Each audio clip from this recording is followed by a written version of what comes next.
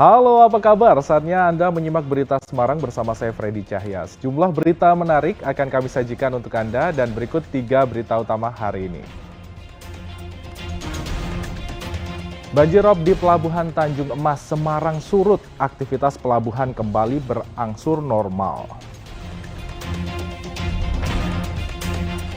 Dampak hoaks Menara Masjid Sriwedari roboh, taman kota rusak dan pedagang di kota Solo merugi karena ditinggal pergi pembeli. Pelaku hoaks kini diburu. Kabar gembira bagi warga Kudus, stok minyak goreng curah di pasar melimpah sehingga harga pun ikut turun.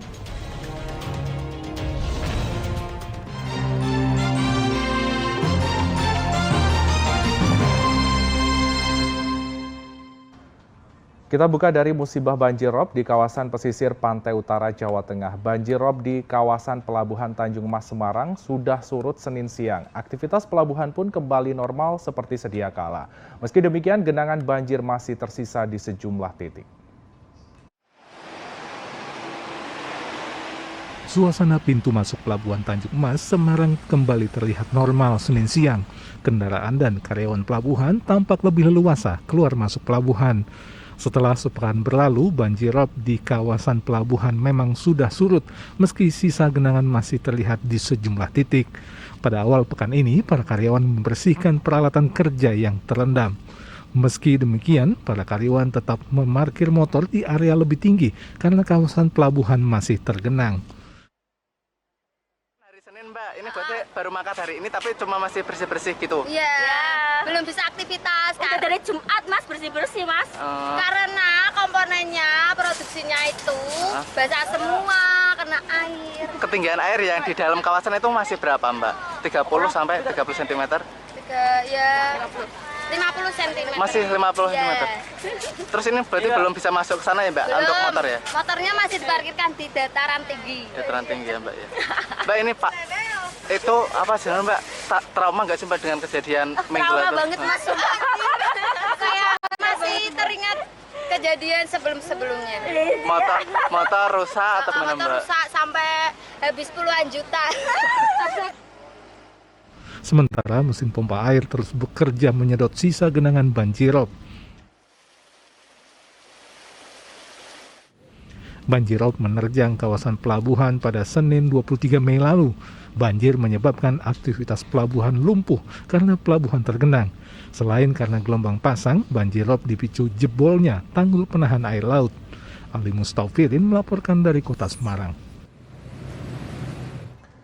Diduga karena sopir mengantuk, truk muatan ban menabrak tembok pengamanan lampu pengatur lalu lintas lalu terguling di Jalan Raya Semarang Solo Senin pagi. Truk muatan ban ini terguling di pertigaan Sruwen, Jalan Raya Semarang Solo di Kecamatan Tengaran, Kabupaten Semarang. Bagian kaca kabin truk rusak akibat menabrak tembok pengaman pengatur lalu lintas. Kondisi tembok pengaman dan tiang lampu pengatur lalu lintas juga rusak.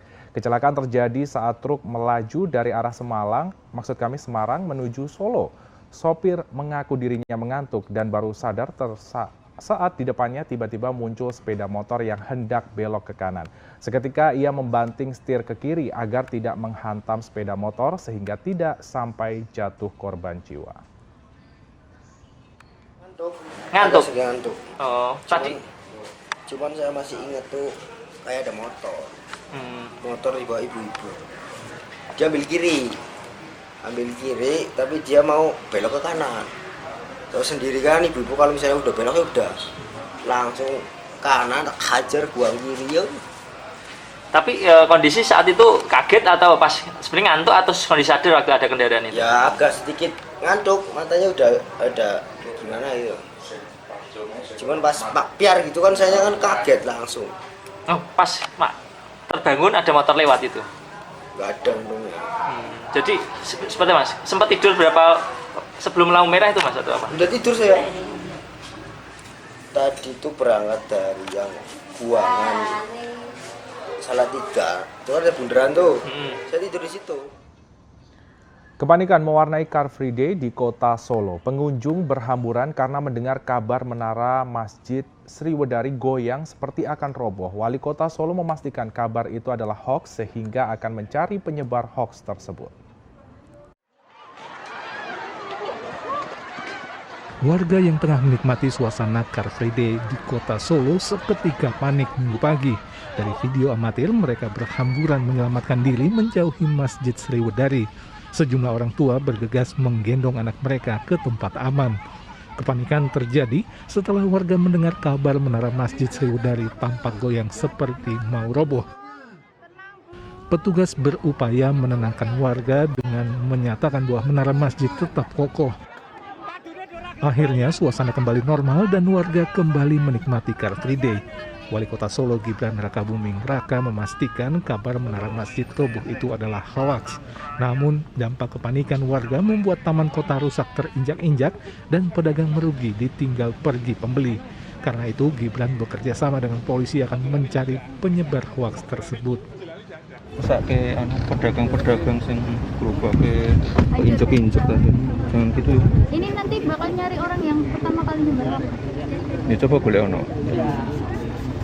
Ya santai loh.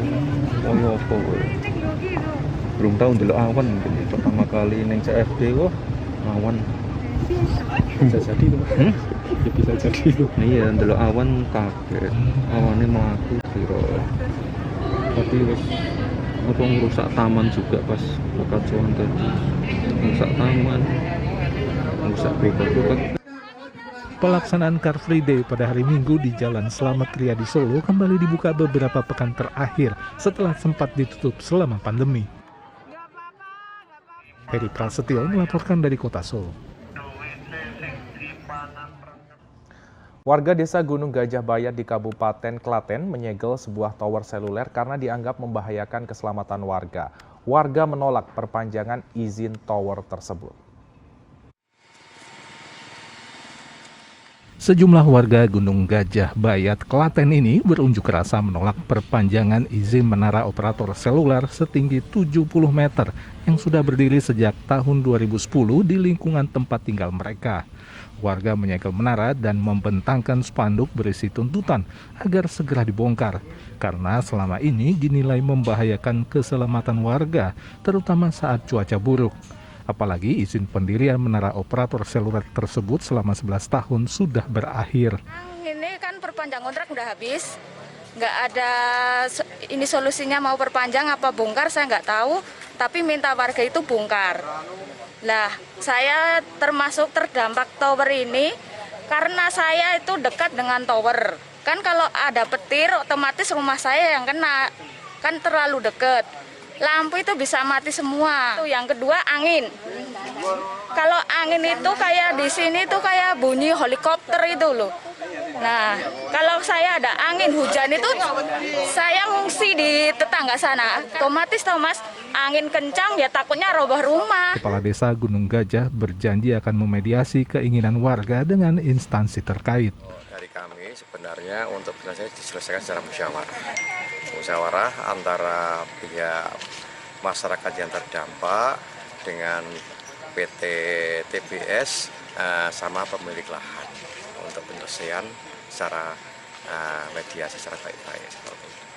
Sebelumnya, warga telah menyampaikan tuntutan ke pihak desa dan kecamatan, namun tak kunjung mendapat kepastian terkait perpanjangan atau penghentian izin bangunan menara operator seluler tersebut. Krisna Agung melaporkan dari Kabupaten Klaten.